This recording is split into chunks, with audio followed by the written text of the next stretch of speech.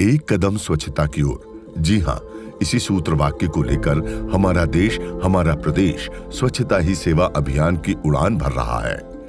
अपने शहर को स्वच्छ, सुंदर और प्रदूषण मुक्त बनाने के लिए प्रतिस्पर्धा का दौर चल रहा है और इस काम में महती भूमिका निभा रहे हैं फीकल स्लज ट्रीटमेंट प्लांट यानी FSTP और STP।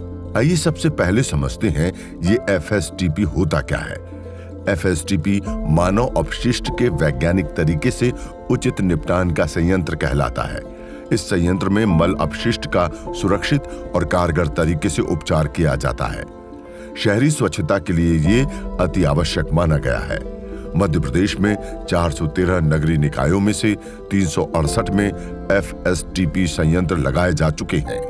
चाहे कोई भी शहर हो या कस्बा, बसाहट ऐसी नजर आती है। इन बसाहटों के मानव अपशिष्ट का निस्तारण सही तरीके से न होने से कई तरह की समस्याएं पैदा होने लगी थी। आमतौर पर सेप्टिक टैंक की मल गाद को निकालकर सड़क किनारे ही फेंक दिया जाता था। सड़क पर पड़ा ये अपशिष्ट खाने पीने की चीजों को गंभीर रूप से प्रदूषित करने लगा था। इससे मानव स्वास्थ्य पर प्रतिकूल असर पड़ने लगा था। यह अपशिष्ट कई बीमारियों को जन्म देने लगा था, साथ ही पर्यावरण का खतरा बनने लगा था। मानव अपशिष्ट यानी गाद काफी खतरनाक मानी जाती है।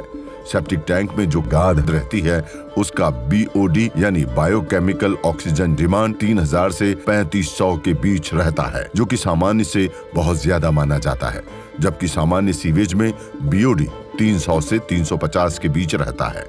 BOD की अधिकता प्रदूषण की गंभीरतम स्थिति को दर्शाती है। सेप्टिक टैंक में सीवेज और गंदे पानी की वजह से मीथेन गैस भी बनती रहती है, जो मानव स्वास्थ्य को खासा नुकसान कर सकती है। ऐसी गंभीर स्थितियों को देखते हुए ही घरों के सेप्टिक टैंक से निकलने वाले मल कीचड़ का सुरक्षित और वैज्ञानिक निपटान अत्यंत आवश्यक हो गया और इस कार्य हेतु विकसित इकाई को मल कीचड़ उपचार संयंत्र यानी FSTP कहते हैं, जिसका असेसमेंट स्वच्छ सर्वेक्षण में प्रतिवर्ष होता है और शहरों को अंक प्राप्त होते हैं। FSTP का संचालन शहरों में रहवासी व्यावसायिक क्षेत्रों में बने घरों, शॉपिंग कॉम्प्लेक्स इत्यादि में सेप्टिक टैंक्स बनाए जाते हैं। इन टैंकों में जमा मानव अपशिष्ट विशेष वाहनों, जिन्हें वैक्यूम ट्रक कहा जाता है, के जरिए FSTP संयंत्र तक पहुंचाया जाता है।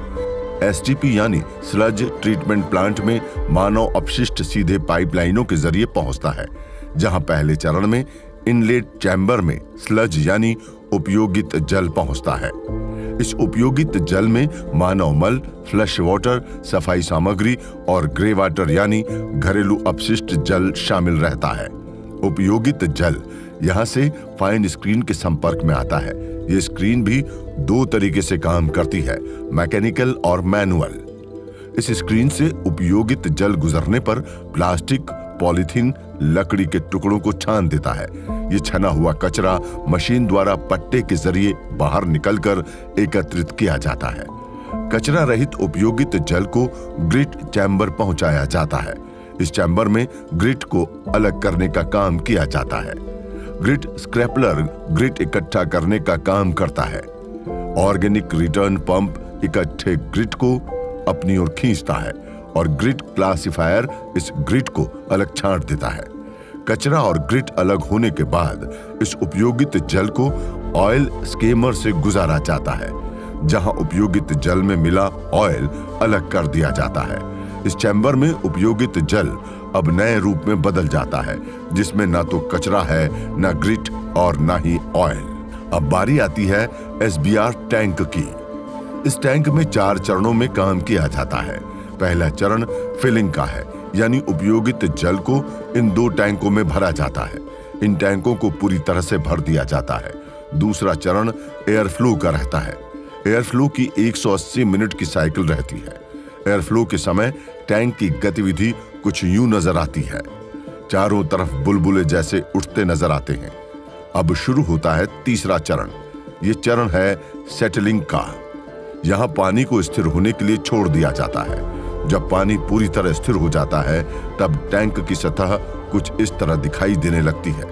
इन तमाम प्रक्रियाओं से गुजरने के बाद अब आता है चौथा चरण। इस चरण का नाम है डिकेटिंग। इस चरण में पानी और स्लज अलग अलग हो जाते हैं। स्लज को इस मशीन के जरिए अलग निकाला जाता है। एफएसटीपी और एसटीपी दोनों ही संयंत्रों में जैविक खाद का भी निर्माण होता है। जैविक खाद रासायनिक खाद से 20 गुना अधिक गुणकारी होती है।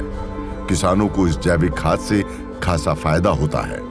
खेतों में उपज बढ़ जाती है, साथ ही दूसरा उत्पाद पानी बचता है। इस पानी का उपयोग सिंचाई जैसे कार्यों में किया जाता है। वाकई इस प्लांट से जहां साफ पानी और पौष्टिक खाद मिल रही है, तो मानव अपशिष्ट का सही तरीके से निस्तारण भी हो रहा है।